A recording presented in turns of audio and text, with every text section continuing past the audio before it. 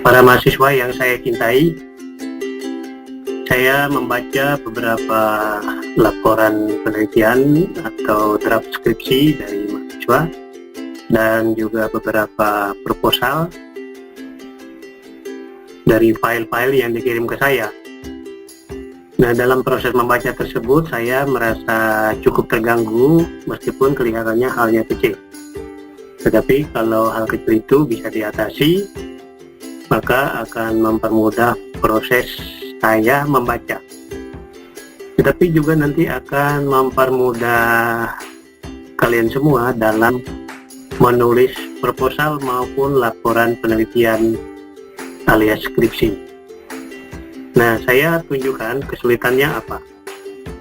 Mestinya saya dalam membaca sering itu harus melihat hubungan satu bagian dengan bagian yang lain. Untuk itu saya harus lompat dari subjudul satu ke subjudul yang lain, misalnya dari masalah dan tujuan ke teori, lalu mungkin ke metodologi atau ke hasil, melihat hubungan antara bagian-bagian itu. Tetapi itu akan mempersulit kalau tidak ada navigasi. Saya tunjukkan bagaimana repotnya, misalnya saya dari halaman ini, halaman bab 1 pendahuluan latar belakang, saya mau melihat kemudian masalah dan tujuannya saja. Saya harus scroll ke bawah, baru ketemu masalah, baru ketemu tujuan. Lalu saya mau cari teori, saya harus scroll lagi. Nah, ini misalnya dari halaman 5 saya mau ke halaman 20 misalnya. Nggak repot. Nah, untuk lebih mempermudah, maka kita harus membuat navigasi. Nah, di tulisan ini tidak ada navigasi. Untuk mengetahui ada tidaknya navigasi, cukup klik di menu view. Di sini ada navigation pane. Klik navigation pane, lihat sebelah kiri ada konten atau daftar isi, ini kosong. Karena apa? Karena tidak ada navigasinya atau tidak dibuat navigasi. Lalu yang ini kita bisa lihat ini halaman-halaman, tapi agak repot juga ini, turun naik ya. Jadi sekarang saya mau tunjukkan cara membuat navigasi. Bagaimana cara?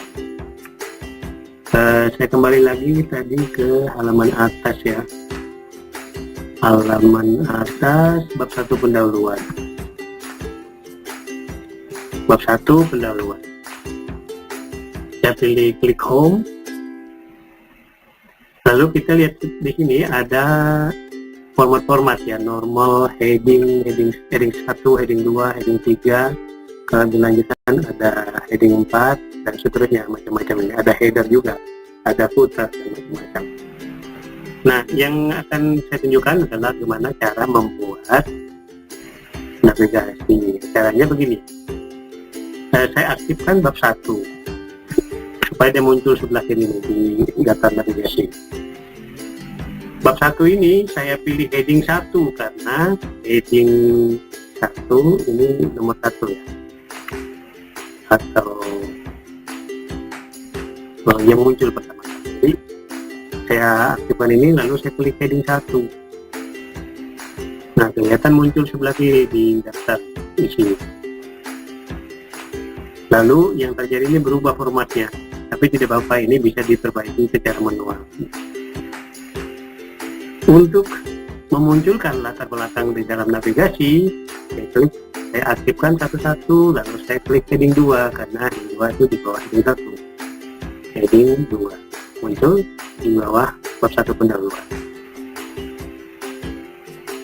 Kemudian saya scroll ke bawah, rumusan masalah, heading 2 juga. Rumusan tujuan penulisan, tujuan penelitian, heading 2 juga. Manfaat belum ada. Lalu ini bab 2. Bab 2 ini judulnya pembahasan ya, agak aneh juga ini, artinya bukan pembahasan tapi teori atau kerangka teori atau kerangka konseptual. Tapi tidak apa-apa, ini nanti akan dikoreksi karena komentar saya belum disampaikan kepada yang bersangkutan. Nah, kembali karena bab 2 paralel dengan bab 1, jadi dia harus heading 1. Jadi kita lihat sebelah kiri muncul bab 2. Lalu teori dan konsep mestinya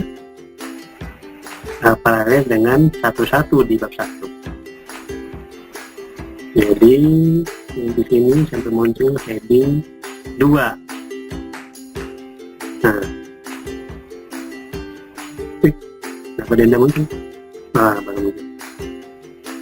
Heading 2, 211, mestinya heading 3. Heading 3, ada di bawah tujuan konsep. Lalu yang ini lagi heading 4 mesti jauh betul sampai heading 4. Tapi tidak apa-apa, ini sekedar contoh. Heading 4. Nah, jadi muncul navigasinya sebelah kiri. Nah, di sini kita bisa langsung lihat ada ketidakkonsistenan atau inkonsistensi. Kalau di bawah bab 1 tadi 1-1, di sini kok 1, kenapa tidak 1-1? Kemudian di bawah 211 ada ini nih campuran antara format angka dan format huruf. Nah, ini nanti kalau lihat begini kan langsung kelihatan kesalahannya, sehingga kesalahannya mudah diperbaiki. Sekarang saya tunjukkan bagaimana mudahnya untuk menemukan bagian-bagian tertentu. Sekarang saya di sistem kekerabatan versi A. Saya mau lihat latar belakang, tinggal klik di navigasi muncul latar belakang. Saya mau melihat tujuan, langsung muncul tujuan. Atau saya mau lihat bab 2, langsung muncul. Oke, jadi kelihatannya ini formatnya menjadi tidak karuan, jadi silakan diperbaiki nanti secara manual. Ini kemudahan yang kedua ya. Kemudahan pertama yaitu mempermudah kita untuk melompat-lompat dari bagian satu ke bagian yang lain. Kemudahan yang kedua adalah kita bisa langsung melihat bentuk format dari daftar isi kita, konsisten atau tidak. Dan yang ketiga adalah membuat daftar isi. Jadi kita bisa membuat daftar isi secara otomatis dari konten yang sudah kita buat di sebagai navigasi ini. Caranya bagaimana? Caranya, jadi saya klik di sini tadi. Di sini muncul table of content, menu table of content, artinya daftar isi. Lalu saya klik di sini, yang muncul di bawah ini format-format daftar isi ya. Ini format-format. Ada 3 yang muncul di sini, tinggal pilih saja. Tapi karena ini dia mengambil daftar isi yang sudah ada dibuat sebelumnya, saya mau membuat daftar isi baru. Jadi saya klik di sini insert table of contents, artinya sisipkan daftar isi. Saya klik di sini. Nah, ini ada model nanti halamannya muncul secara otomatis. Dan bisa model garis atau model titik-titik atau garis putus. Levelnya bisa sampai 3 atau bisa sampai 4 ya. Nah, tinggal klik di sini OK. Saya klik OK. Sorry.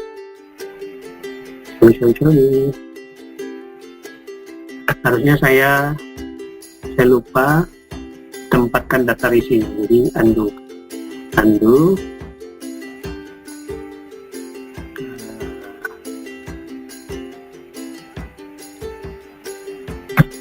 Saya taruh daftar isinya di atasnya.